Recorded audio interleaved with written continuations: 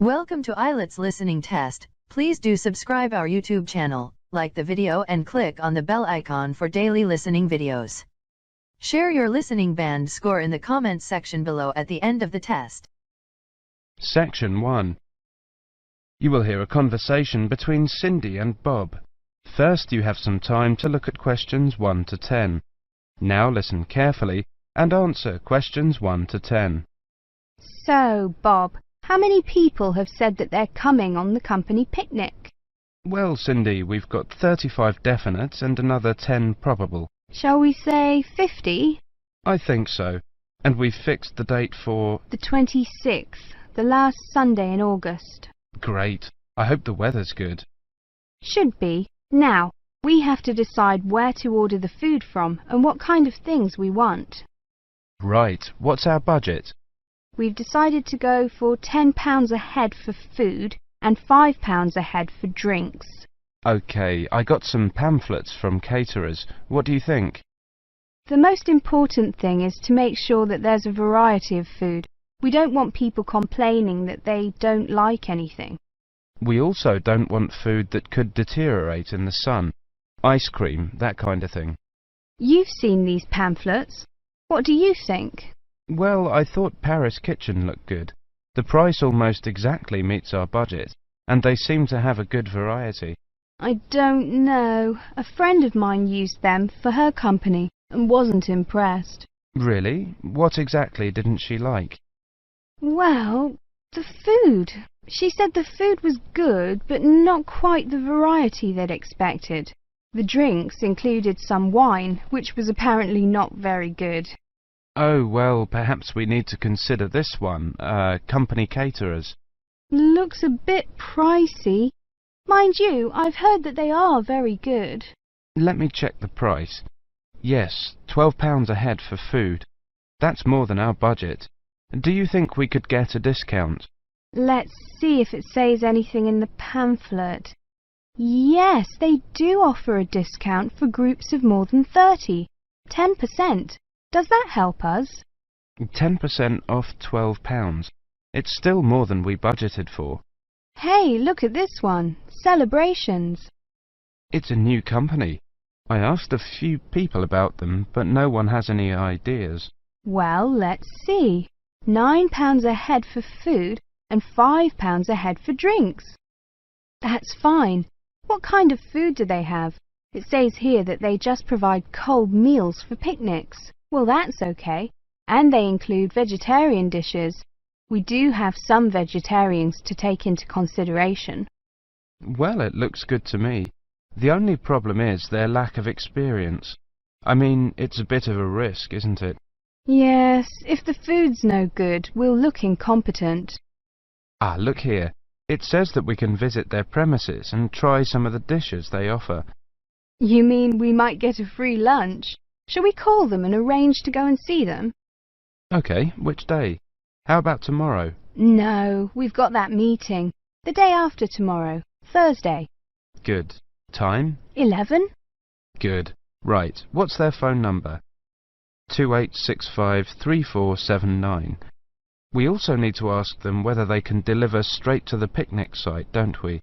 Yes, I don't think that'll be a problem though. I mean, it's on the outskirts of the city, but it's not too far away. Does the price include delivery? It doesn't say, but the other companies include it, so they should. If they don't, our budget still allows us to pay a small fee. That is the end of section 1. You now have half a minute to check your answers.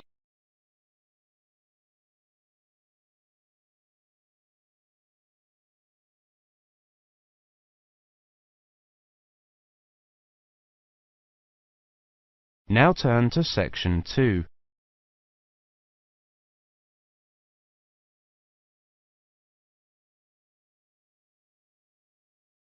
Section 2.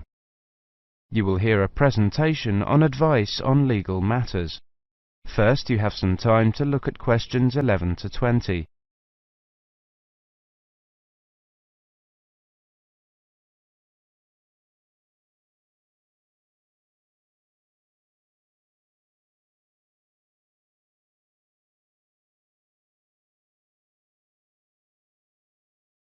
Now listen carefully and answer questions 11 to 20. Good afternoon, everybody. My name is Sally Miller, and I'm here to offer you some advice on legal matters whilst you are studying at this university. Happily, most international students complete their courses without running into any serious legal problems. But if you do find yourself involved in a legal dispute of any kind, ask for help. There are two options. First, contact the students' union or welfare officer. Even if they cannot help you directly, they should be able to advise you where to go for help. The second possibility is to contact the Citizens Advice Bureau in your area. You can find them in the local telephone directory. They will be able to recommend a solicitor if you need one, and tell you if there is a local law centre providing free legal advice. They will also be able to tell you whether you can claim legal aid to help pay for any court and legal fees. Let me give you some basic information about the police. The police have the power to stop and search anyone who appears to be behaving in a suspicious manner. If you are arrested for any reason, even if you know it to be a wrong reason, remember a few very important things. 1. Don't be aggressive. 2. Do not try to bribe the police officer. 3. If you are arrested by plainclothes police officers, ask to see some form of identification. 4. Give your true name and address if the officer asks you to. Lying to the police is a criminal offence. 5.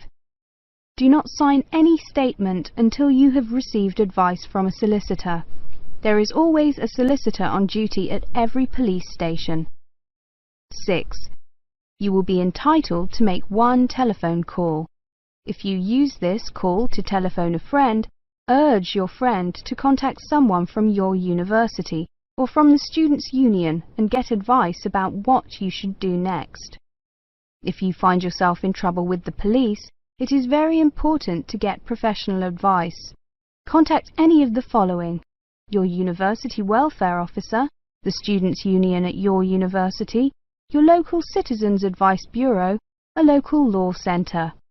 If you are found guilty of an offence, it could seriously damage your position as an international student, so be sure to ask for help as early in the process as possible. Remember, obey the local laws. The laws here may not be quite the same as in your own country. Here are a few examples of actions that are illegal here. It is against the law to possess offensive weapons. For example, knives, guns, chemical sprays used for personal defense.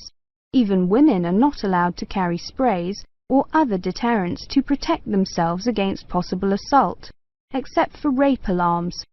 Possess or supply hard or soft drugs. Disturb the peace. This is called disorderly conduct. This means that you can be arrested for being too noisy or rowdy. A few words about drinking. In this country, it is perfectly acceptable for adults to drink alcohol in moderate amounts. For many people, drinking is an established part of their social life. Going out for a drink is how they relax or spend time with friends. If you go to a party or visit people at home in the evening, your host will probably offer you a drink. Often, a lot of university social life can revolve around drinking, especially for undergraduates. Do not be surprised if people arrange to meet in a bar, or if events are held in a pub. But you are not obliged to drink alcohol if you do not want to, even if you are in a pub or at a party where everyone else is drinking. You can always ask for a non-alcoholic drink instead. And if you feel uncomfortable going to places that serve alcohol, explain this to your friends. There are lots of other places where you can meet.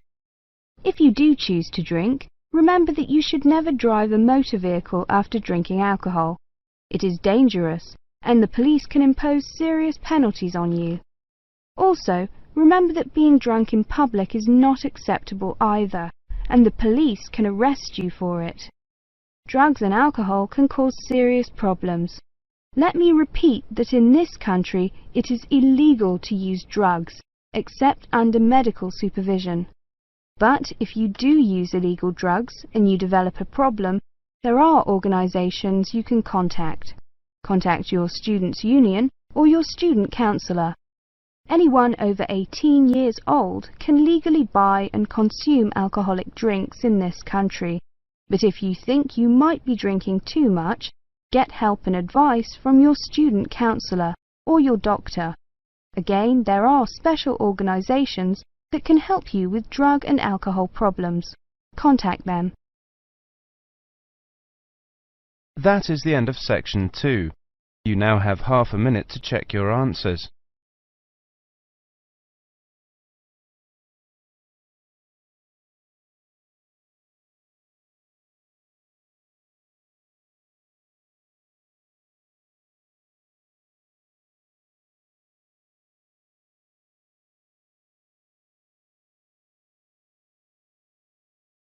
Now turn to section 3. Section 3.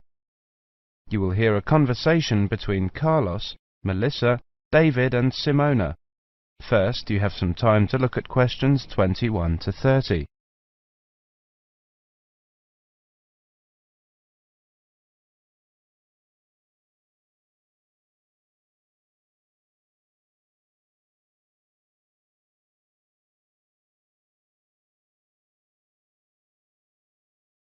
Now listen carefully and answer questions 21 to 30. Okay, everyone. Let's look at what presentation tips we come up with for our next seminar, Melissa. Okay, here's my first tip. Show up early. Some experienced presenters say that something good is bound to happen. I'm not sure about that, but... Well, you may have a chance to head off some technical problem. Also, at the beginning, before you actually begin your presentation, people filter in slowly. It's a great time to introduce yourself. Can't argue with that. Simona has some ideas about opening. Have a strong opening. I picked up a few ideas for structuring your opening. First, never apologise. If you're worried the presentation won't go well, keep it to yourself and give it your best shot. Besides, people are usually too preoccupied with their own problems to notice yours. I like that. Open by addressing the following 3 questions. What's the problem? Who cares? What's your solution? Excellent suggestion. David, you've gone quiet. Well, my next suggestion is PGP. That means that with every subtopic, you should move from the particular to the general and back to the particular. Even though the purpose of a subtopic is to convey the general information, bracing it with particulars is a good way to draw attention and promote retention. I've got another one. This might not be a tip so much as a law. Give everyone at least one piece of paper. A piece of paper is a record from your presentation. People can use that to help recall the details of the presentation, or better yet, to tell others about it. The next tip I have is know your audience. This is, of course, a general piece of advice for public speaking. See if you can find out what styles of information or presentation they are most familiar and comfortable with. Adapting your presentation to those styles will leave fewer barriers to the direct communication of your material. I like that idea. We mentioned possible technical problems before. My next point is that maybe speakers should rethink the overhead projector. Is one really necessary? I think that often is, but I agree with your basic point, Simona. Don't use one just because it's there. Maybe a good tip is to consider carefully what you're putting on your slides. Yes, David. That's a very good point to make. Slide content is, well, you don't want too much, too little. Carlos? Good point, both of you. Another point I have is to respect the audience. Don't condescend by dumbing down your lecture. Show them respect by saying what you believe and what you know to be the whole story. I also have a point about humour. I think that humour is generally good, but be careful with it. Humour in a presentation works best when it actually drives the presentation forward. If you find you're using canned jokes that don't depend on the context of the presentation, eliminate them. David? Maybe, Melissa, but always be very careful about jokes that put down a class of people. If you're going to alienate your audience, do it on the merits of your content. Also, avoid masculine or even feminine pronouns as universals. It can be a nuisance to half the audience. As universals, use the plural they. The Oxford English Dictionary has allowed they as a gender-neutral singular pronoun for years. Thanks, Simona. Thinking towards the end, take care with the questions. Many people judge the quality of your talk not by the 20 minutes of presentation, but on the 30 seconds you spend answering the question. Be sure to allow long pauses for questions. 10 seconds may seem like a long pause when you're at the front of the room, but it flows naturally from the audience's point of view. Let people know you believe your material. Speak with conviction. Believing your subject matter is one of the best ways to speak more effectively. Finish early, and something good is almost bound to happen. If nothing else happens, people will be able to leave early, and suddenly they'll have an extra couple of minutes to do things they didn't think they'd get to. People will really like you if you do that. I think we have missed the key point. Practice. Practice over and over and over. If you can, record your presentation. Play it back and watch yourself. You'll discover 1,000 horrible things you never knew about yourself. Now watch it again without the sound. Why are your hands flying around like that? Now listen to it with the picture. Get rid of those ums. Now watch it at twice the normal speed. This emphasizes low-frequency cycles in your gestures. David, those were excellent points. I have one more, something quite simple, but often overlooked. I read that the two most dehydrating things you can do in a modern civilization are live presentations and air travel. I don't know if it's really true, but the message is that the way to stay sharp is to drink lots of water. Take care of your body, especially your voice.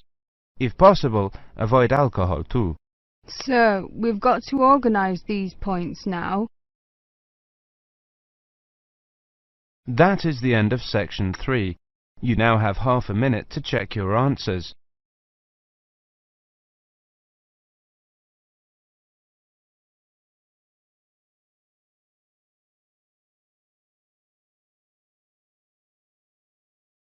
Now turn to section 4. Section 4. You will hear a monologue on the subject of the Celts. First, you have some time to look at questions 31 to 40.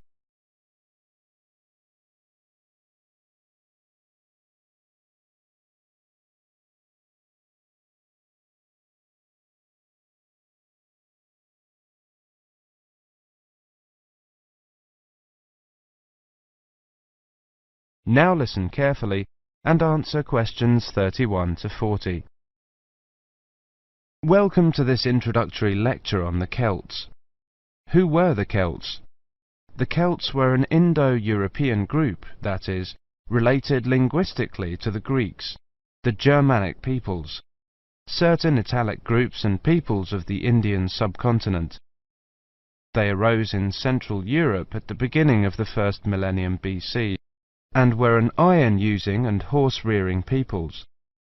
By the end of the first millennium BC, their cultural group had spread up and down the Danube and Rhine, taking in Gaul, Ireland and Britain, across Central Europe into northern Italy and northern Spain.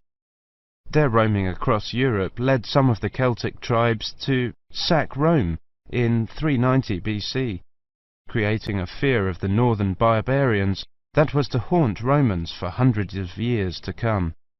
The Celts are defined archaeologically by the type sites of Hulsat and Latene, the former being taken to relate to an earlier phase of cultural development. Hulsat an ancient salt mining area, was excavated from 1876 onwards by the Viennese Academy of Sciences, and provided the first classification of the prehistoric Celts. In 1858, the waters of Lake Neuchâtel in Switzerland sunk to a low level, revealing a large prehistoric settlement with a huge number of surviving artifacts. The nearby town of Latene gave its name to the second phase of Celtic cultural development. However, please note that these phases overlap through time and are defined according to geographical area. Let's look at each of these, taking the Hallstatt first. Hallstatt culture is characterized in 4 stages. A and B were during the Late Bronze Age, from about 1200 to 700 BC. C was in the Early Iron Age, from about 700 to 600 BC. D was from about 600 to 475 BC. The Hallstatt culture spanned Central Europe, with its centre in the area around Hallstatt in central Austria. There were 2 distinct cultural zones, the Eastern and the Western. At the start of the period, long-distance trade was already well established in copper and tin, the basic requirements for manufacture of bronze. From about 700 BC, trade in iron also became established. The Hallstatt area also already controlled the trade in salt, crucial when there were few other means to preserve food. Control of these 2 crucial trade goods, iron and salt, provided the basis for the accumulation of wealth and influence. From 800 BC, some burials of rich people can be identified in Central Europe, with grave goods such as wheeled wagons and iron swords. Hallstatt C saw the construction of fortified hilltop settlements to the north of the Alps. These had burial mounds holding very high-quality goods, such as vehicles and expensive imported treasures. By the time of the Hallstatt D period, these increasingly extravagant burial mounds were clustered around a few major hill forts to the southwest of the region. This suggests a development and a concentration of wealth and social power, possibly based on the development of Massilia, present-day Marseille, as a Greek trading port. The expansion of luxury trade brought greater opportunities for profit and helped to create an increasingly stratified society, with the development of a wealthy nobility. Over the period from 1846 to 1863, 1,000 graves were found at Hallstatt, with an astonishing range of artifacts, including clothing and salt mining equipment, as well as weapons, jewellery, pottery, and imported bronze vessels in the chieftains' graves. The Latene era was the time of Celtic expansion and migration, and the time of formation of the myths. The Latene culture is named after the site in Switzerland where it was first discovered. The Latene people were those known to the Romans as Gauls, originally found in an area from eastern France to Bohemia. The Latene culture spread rapidly from about 400 BC. The Latene Celts settled in Spain in 450 BC, in northern Italy in 400 BC, invaded Rome in 390 BC, invaded Greece in 279 BC, invaded Galatia in modern Turkey in 270 BC.